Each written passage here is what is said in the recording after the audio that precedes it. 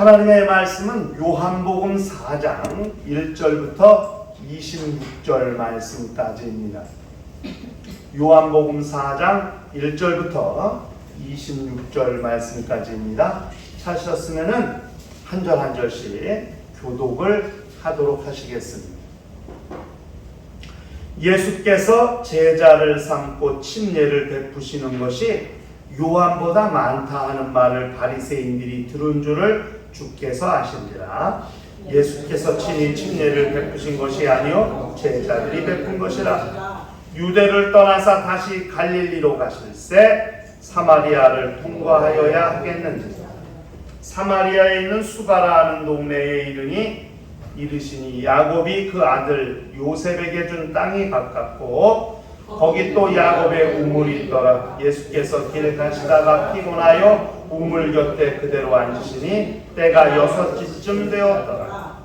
사마리아 여자 한 사람이 물을 기르러 왔음에 예수께서 물을 좀 달라 하시니 이는 제자들이 먹을 것을 사러 그 동네에 들어갔음이로라.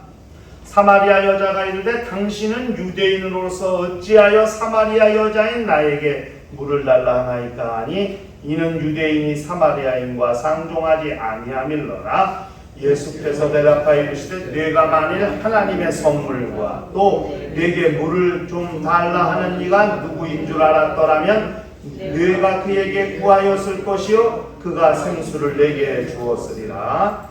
여자가 이르되 주여 물 기를 그릇도 없고 이 우물은 깊은데 어디서 당신이 그 생수를 얻겠사옵나이까? 우리 조상 야곱이 이 우물을 우리에게 주셨고 또 여기서 자기와 자기 아들들과 짐승이 다 마셨는데 당신이 야곱보다 더 크니까?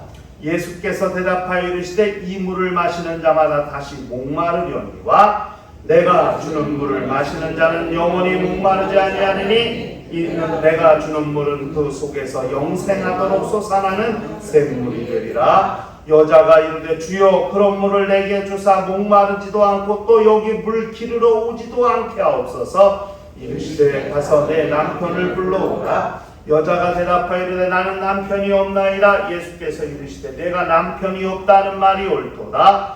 너에게 남편 5이 있었고 지금 있는 자도 내 남편이 아니니 내 말이 참되도다. 여자가 이르되 주여 내가 보니 선지자로소이다. 우리 조상들은 이 산에서 예비하였는데 당신들의 말은 예비할 곳이 예루살렘에 있다 하더이다. 예수께서 이르시되 여자여 내 말을 믿으라. 이 산에서도 말고 예루살렘에서도 말고 너희가 아버지께 예비할 때가 이르리라. 너희는 알지 못하는 것을 예비하고 우리는 아는 것을 예비하노니 이는 구원이 유대인에게서 나니라. 아버지께 참되게 예비하는 자들은 영과 진리로 예비할 때가 오나니 곧 이때라. 아버지께서는 자기에게 이렇게 예비하는 자들을 찾으시니라. 하나님은 영이시니 예비하는 자가 영과 진리로 예비할지니라. 여자가 이르되 메시아고 그리스도라 하는 이가 오실 줄을 내가 아노니 그가 오시면 모든 것을 우리에게 알려주시리이다. 예수께서 이르시되 내가 말하는 내가 그라 하시니라. 아멘.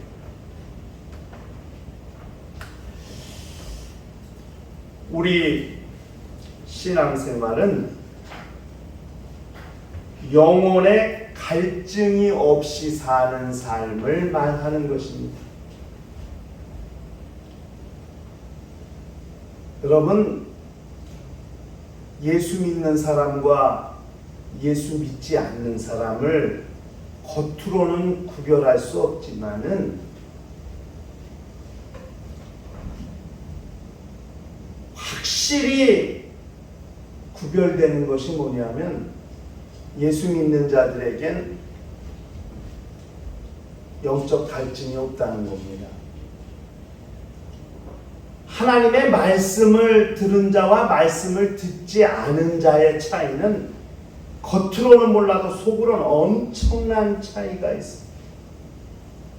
평안을 유지할 능력이 있고 불안과 근심과 염려와 걱정을 극복할 수 있는 힘이 있고 뭔가 달라도 다른 그런 차이를 가지고 있다는 것을 잘 알아야 됩니다. 사람들은 눈에 보이는 것이 전부라고 생각을 하고 있기 때문에 자기 영혼의 상태를 잘 알지 못합니다. 이게 인생들의 약점이거든요. 눈에 보이는 것만 믿으려 한다는.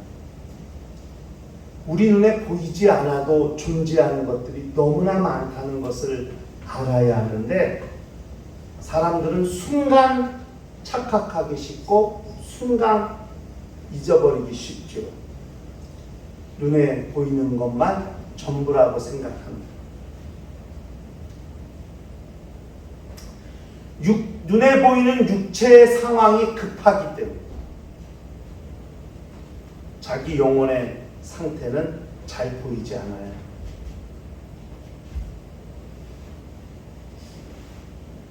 우리 어머니가 살아계실 때 이 무릎 인공 관절 수술을 하셨다고. 너무 무릎이 아프니까 걷지도 못하고, 그래가지고 인공 관절 수술을 양쪽을 다 하셨어요. 걸을 줄 알았어요, 멀쩡히. 근데 더 못 걷는 거야. 나 이해가 안 가서, 아니 왜 무릎 관절 수술했는데 못 걷냐고. 그래갖고 수술하는 의사를 또 찾아갔어요. 어머니를 모시고 갔어요. 다 찍어보더니 발목이 엉망이야. 그러면서 아니 무릎 인공관절 수술하면은 될 줄 알았는데 왜 갑자기 발목 나오니까. 발목도 상태가 안 좋았는데 무릎 상태가 너무 안 좋으니까 발목 상태가 안 좋은 거를 잘 못 느꼈대요. 그런데 무릎 인공관절은 그나마 뼈가 튼튼해서 철심을 받고 인공관절 수술을 했는데 발목은 할 수가 없대. 왜냐니까 골다공증이 너무 심해서 힘을 받을 수가 없는 거예요. 뼈가 다 부서집니다. 그럼 어떻게 해야 되냐면 어쩔 수가 없다. 그냥 그러고 살아야 되나. 야, 진짜 당사자인 우리 어머니도 너무 속상하고 충격을 받으셨겠지만은 자식인 저도 너무 충격이더라고요. 그럼 뭐하라 저렇게 고생해서 무릎 인공관절 수술을 하셨을까?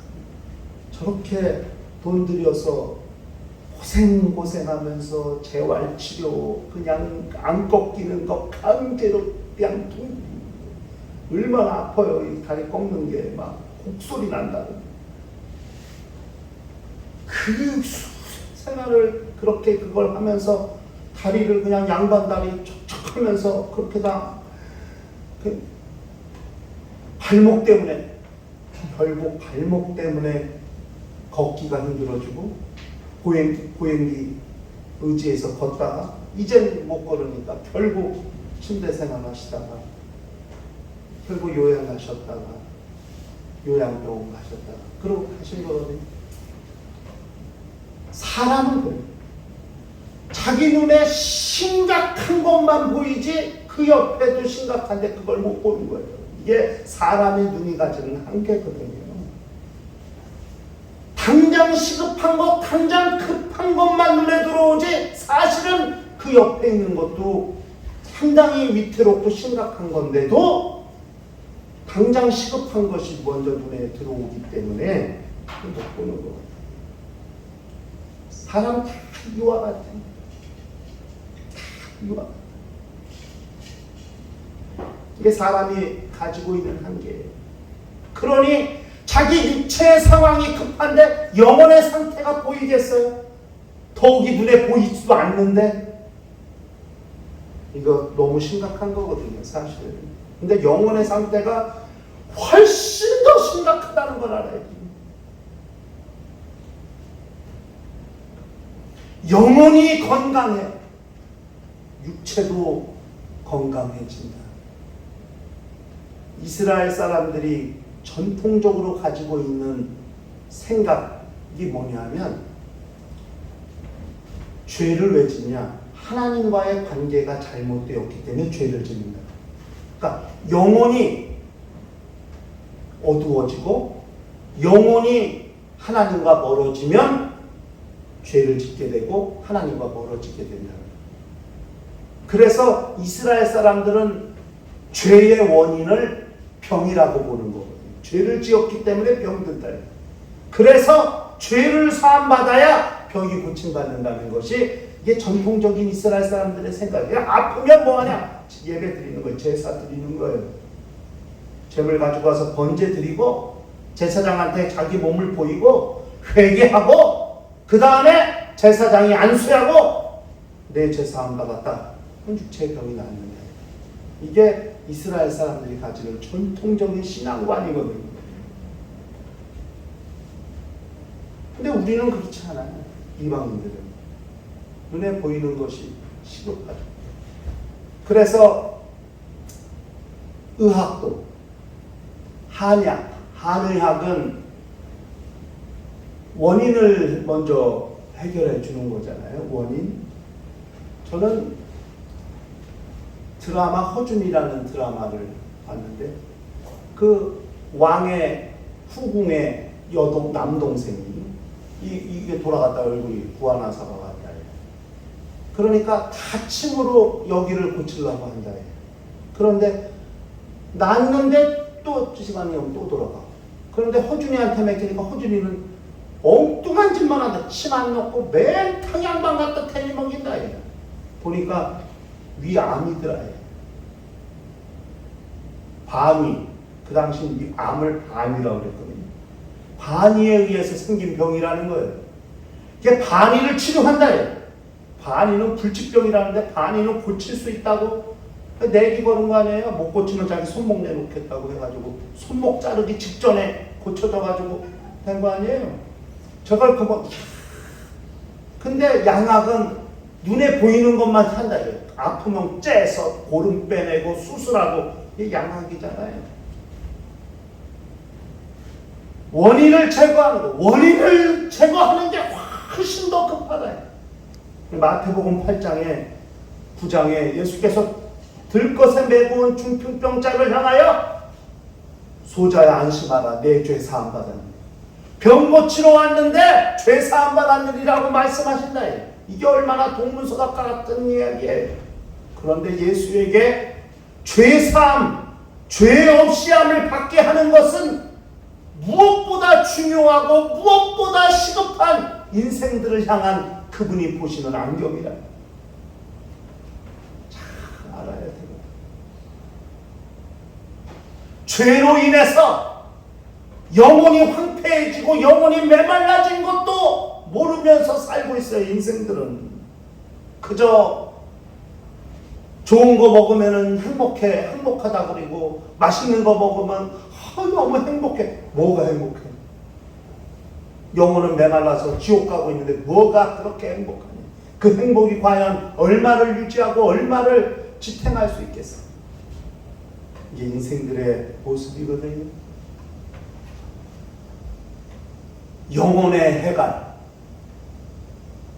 영혼의 주림, 이것을 해결하는 것이 인생들에게 가장 절실하고 중요한 문제라는 것을 그걸 알아야 돼요. 어제 며칠 전인가 산불이 났어요. 근데 그 산불 다 끄고 그 산불 현장에서 다람쥐 새끼 한 마리를 구조했다 이거예요. 다람쥐를 구조했어. 한 마리를 그 산불 현장에서.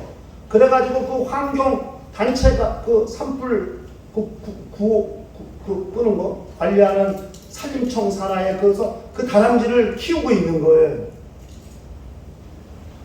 그런데 그 동물 전문가가 와서 보니까 다람쥐는 한 번에 새끼를 4마리, 5마리를 낳는다는 거예요. 그렇다면 얘가 한 게 아니라 얘 형제들 4, 5명 됐다, 5마리가 같이 있었을 거라는 거예요. 그래가지고 걔가 발견된 곳을 가서 그 주변을 뒤지는데 이 굴이 있어야 돼. 다 들쥐굴인데 이 전문가더만 다람쥐 굴을 찾더만. 다람쥐 굴을 찾아가지고 그걸 파헤쳐가지고 거기서 다람쥐 시체 네 굴을 꺼냈다. 얘만 뛰쳐나온 거야. 이 새끼, 구조된 새끼 한 마리만 뛰쳐나와서 발견된 거야. 나머지 뭐 70개 다 죽은 거야. 네 마리. 거의 10일, 10며칠 사체에 뭐 이제 구더기도 났으니까. 너만. 그런데 그 구조했을 때 무엇부터 먹였을까요? 무엇부터? 배고파! 며칠을 밥을 굶었어! 그럼 뭐부터 먹여요? 고기부터 먹이나? 물부터 먹여요. 물이 필요하다, 인생들에게. 예수께서 오늘 사마리아 여인과의 대답은 인생들에게 가장 절실한 것은 물이라는 걸 말해요. 영혼이 해소하기 위해서, 영혼이 살기 위해서, 영혼의 갈증과 영혼의 기근을 해결하기 위해서 가장 절실한 게 물이라는 걸 말씀하시는 거예요. 여러분, 아모스 8장 11절에 주 여호와께서 가라사대 보라 나를 이를지라 내가 기근을 땅에 보내리니 양식이 없어 주림이 아니라 물이 없어 가람이 아니라 여호와의 말씀을 듣지 못한 기간이라. 하나님의 말씀을 듣지 못해 영혼은 아사 직전이고 죽기 직전인데 육체만 번지르 하고 육체만 기름기가 더덕더덕 뛰면 뭐하냐. 영혼의 아사, 영혼의 굶주림, 영혼의 목마름을 해결하는 것이 인생들에게 가장 필요하고 절실한 문제라는 사실을 그걸 알아야 됩니다. 사마리아 여인을 만나셨어요. 예수께서 유대에서 갈릴리로 올라가시는데 사마리아 지역을 통과해서 가시려고 하는 거예요. 배를 타고 가셔도 돼요. 배를 타고 건너가실 수도 있어요. 그런데 사마리아를 통해서 갈릴리로 가시려고 자기 본 동네 가버나움이 있고 나사렛이 있고 있는 본 동네 갈릴리로 가시려고 사마리아 지역을 통과해서 가시는 거예요. 과거를 좀 잘 이스라엘의 역사를 보면 솔로몬 아들이 르호보암인데 르호보암이 왕이 되었을 때 그때 나라가 두 쪽으로 나뉩니다. 그렇죠? 여로보암이라고 하는 신하가 주축이 돼서 이스라엘의 12지파 중에 10지파가 사마리아로 올라간 겁니다. 북쪽입니다. 그 북왕국을 만든 거예요. 그리고 유다 지파와 베냐민 지파 두 지파만 남쪽에 남은 거예요. 그게 남왕국이에요. 예루살렘을 중심으로. 북왕국과 남왕국으로 이렇게 나눠진 거거든요. 그래서 역대 상하, 열왕기 상하 이런 데는 북왕국, 남왕국 이야기가 많이 나와요. 그래서 북왕국의 사사, 선지자, 남왕국의 선지자들 이야기도 나오고 그렇게 나라가 두 쪽이 됐어요. 그 이후로 서로 원수 보듯해요. 예루살렘 유대인이 사마리아 사람과 상송하지 않아요. 말을 섞지 않아요. 그런 역사적 전통을 갖고 있는 그 지역을 예수께서 들어가셨고 예수께서 육체가 있으시니까 그 무더운데 걸어가셨으니까 피곤하실 만도 하지 않겠어요? 피곤하시니까 우물가에 앉으셨다. 배고프시니까 제자들은 먹을 거 사러 동네로 가셨고 그런데 이 여인 하나가 물을 길러 왔다.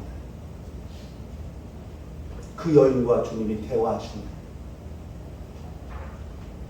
주님과의 대화를 통해서 우리는 중요한 이치를 발견할 수 있습니다. 첫째, 예수께서 여인에게 물을 달라 하셨어요. 내게 물을 좀 달라. 그러니까 여자가 당신은 유대인인데 왜 사마리아인이 내게 말을 거냐고. 예수께서 물을 달라고 하신 것은 그 여인과 대화를 하시기 위한 접촉점을 만드시는 것이긴 하겠지만 예수는 아주 큰 그림을 가지고 계신 겁니다. 빅피처를 가지고 계신 게 뭐냐면 북왕국과 남왕국이 진정 하나로 통일되는 그때를 주님은 염두에 두시고 지금 이 여인과 대화를 하시는 거거든요. 중요한 것. 당신도 육체를 가지고 계시기 때문에 물이 필요한 존재라는 걸 너무나 잘 아십니다. 당신이 육신으로 오셔서 인생들에게 뭐가 가장 절실한지 당신 몸으로 직접 예수께서 체험하신 거 아닙니까? 30년 동안 공생에 사시는 동안 배고프면 먹어야 되고 피곤하면 쉬어야 되고 졸리면 자야 하고 목마르면 마셔야 하고 이런 인생들에게 절실한 것이 무엇인가 예수께서 몸으로 체험하시면서 지금 인생들에게 가장 필요하고 중요한 것이 무엇인가를 말씀하시려고 하는 겁니다. 그 여인과의 대화는 궁극적으로 예배의 회복으로 나아가게 되죠. 인생들은 예배가 뭐 하나님과의 만남 아닙니까? 하나님과의 교통, 교제. 그것이 단절되어 있기 때문에 인생들에게 찾아온 영적 목마름, 영적 기근, 영적 기간, 예배가 회복됨으로써 영혼이 회복될 수 있다고 하는 사실을 주님이 말씀해 주시는 거거든요. 여러분, 매주 한 번 드리는 예배지만 주일마다 드리는 예배 1시간짜리 예배지만 이것은 우리 영혼에 가장 절실하고 가장 필요한 시간이라는 걸 알아야 됩니다. 하나님과의 회복, 영혼의 회복, 삶의 회복, 생명의 회복, 영감의 회복, 능력의 회복을 가져올 수 있는 유일한 길이라는 것을 우리가 알아야 된다는 겁니다. 내게 물을 좀 달라. 이것이 회복의 시작. 하나님과의 관계의 회복, 남북의 회복, 예배의 회복을 이루는 출발이고 시작이 되었다는 것을 그걸 알아야 됩니다. 두 번째, 여자가 그러니까 내게 물을 달라는 사람이 누군지 알았다면 네가 내게 물을 달라고 했을 것이고 나는 너에게 영원히 목마르지 않는 생수를 주었을 것이라고 주님이 그렇게 10절에 말씀하셨습니다. 이 세상에서 나오는 모든 샘물은 먹어도 또 먹어야 하는 물입니다. 옛날에는 건강상식 하루에 물을 2리터 이상 먹어야 몸에 좋다고 그러더니 또 며칠 전에 보니까 물을 하루 2리터 이상 먹으면 또 좋지 않다고 또 나오네. 이 세상은 진리가 없어요. 다 바뀌어요. 학자들 주장 따라 설 따라 다 바뀌어요. 바뀌지 않는 건 하나님의 말씀밖에 없는 것 같아요. 영원 먹어도 목마른 이 세상의 생수. 그러나 영원히 목마르지 아니하는 생수를 줄 수 있다고 주님이 그렇게 말씀하셨습니다. 그 여자가 깜짝 놀랐죠. 아니 여기 기를 것도 없고 이 우물은 깊은데 당신 어디서 그런 물을 줄 거냐고 이렇게 여자가 묻는다. 그러니까 사람들의 고척과된 생각은 물은 우물에서 없고 요즘은 정수기에서 나오고 수도에서 나오고 이렇게 고착화되어 있다. 주님의 입에서 나오는 말씀이 생수라고는 단 한 명도 생각하지 않는다. 하나님의 말씀이 내 영혼을 적시고 내 영혼을 살리는 생수라고는 생각하지 않는다. 다 우물에서 퍼야 되고 수도가에서 퍼야 되고 정수기에서 눌러서 컵에 받아서 마시는 물만을 생각한다. 주님의 말씀과 상당한 차이가 있다는 것을 우리가 알 필요가 있습니다.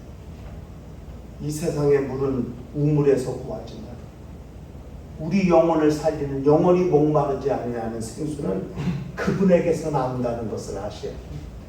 그렇기 때문에 우리들의 가장 간절한 기도 소원은 내게 영원히 목마르지 아니하는 생수를 달라. 주여 내게 말씀하옵소서. 내게 말씀을 주시옵소서.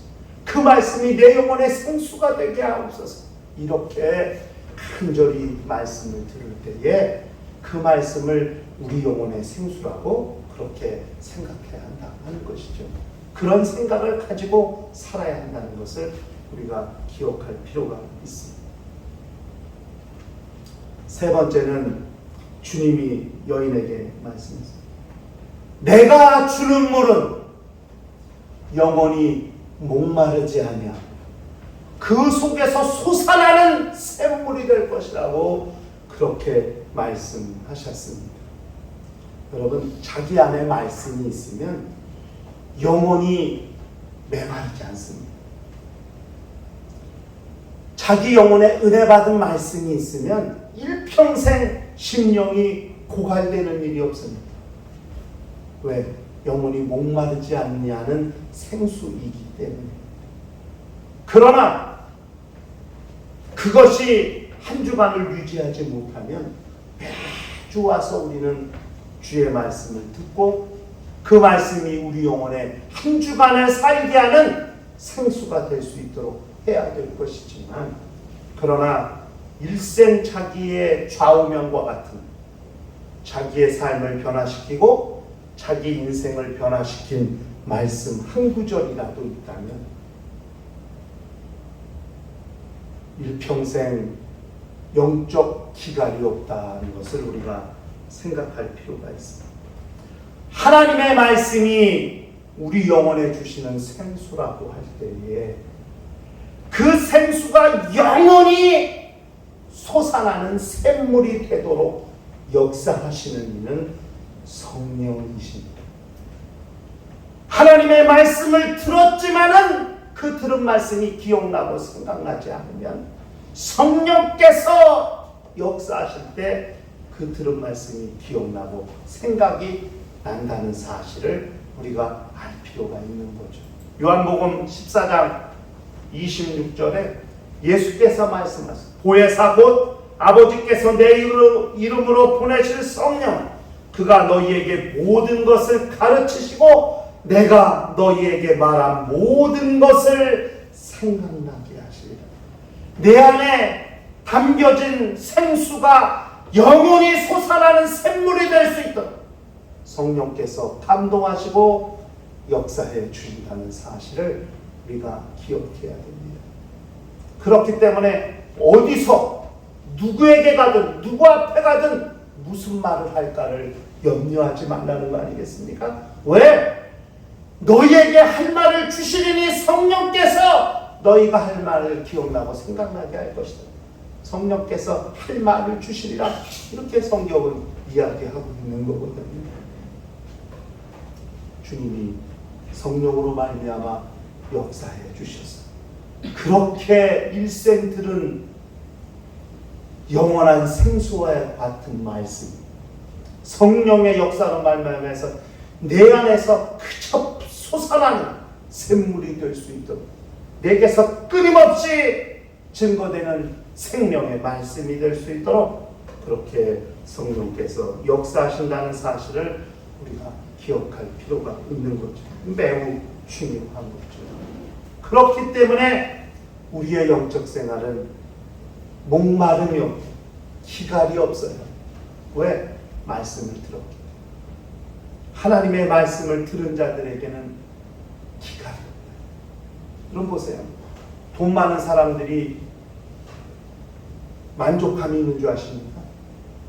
명예가 많은 사람들이 그렇게 박사학위 받고 철학 박사에 무슨 그렇게 공부 많이 하고 똑똑한 사람들이 만족함이 있는 줄 아십니까?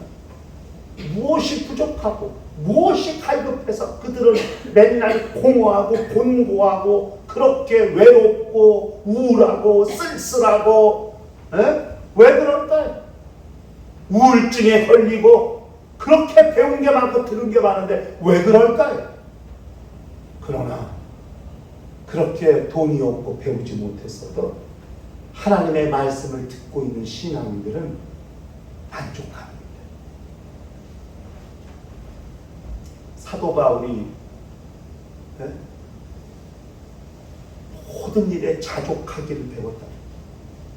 내가 부한데도 가난한데도 처해보고 더 부한데도 처해봤지만 일체 인생의 비결을 깨닫고 내게 능력주의인 자에서 내가 무엇든지 할 수 있을 뿐 아니라 내가 자족하는 법을 배웠다. 만족하는 법을 배웠다. 만족이 뭐예요? 부족함이 없는 것, 모자람이 없는 것, 목마르지 아니하고 배고프지 아니하고 아쉽지 아니하고 기다림 그것을 배웠다고 성경은 이야기하고 있는 거거든요. 영적 생활은 그런 영적 목마름을 가지고 사는 것이 아닙니다. 목마름이 해결된 상태로 사는 것이 영적 생활입니다. 말씀을 듣는다는 것이 왜 중요한가? 영혼의 목마름을 해소하고 해결할 수 있는 길이라는 것을 우리가 알 필요가 있습니다. 영적 생활은 영적 목마름, 열적인 갈증이 없이 사는 삶이에요. 하나님의 말씀이 내게 생수가 될 뿐 아니라 성령에 의해서 내 안에서 솟아나는 샘물이 되게 하시고 일평생 그것이 유지될 수 있도록 그렇게 하시는 거예요. 모세가 바위를 쳤어요. 물이 나왔어요. 그 물이 지금도 나와요. 엘리사가 쓴물을 단물로 변화시킨 그 샘이 지금도 샘이 계속 터져나와요. 수백 년이 지났는데 그것은 하나의 비유예요. 하나님의 말씀은 영원한 생수가 되시고 성령은 그것이 영원한 샘물이 될 수 있도록 역사해 주시는 분이라는 사실을 기억해야 됩니다. 내가 주는 물은 영원히 목마르지 아니하리니 너희 속에서 솟아나는 샘물이 될 것이라고 말씀하신 주님의 말씀이 일평생 우리 영혼에 적용이 되어서 영원한 목마름이 없이 영원한 갈증이 없이 배고픔이 없이 양식이 없어서 줄이는 것이 아닙니다. 물이 없어서 목마른 것이 아닙니다. 말씀이 없는 기갈이라고 했습니다. 우리 영혼에 말씀이 있게 하시고 그 말씀으로 영적 목마름이 없는 영적 생활을 일평생 유지하고 사는 심령과 가정이 될 수 있도록 하시기를 주의 이름으로 축원합니다.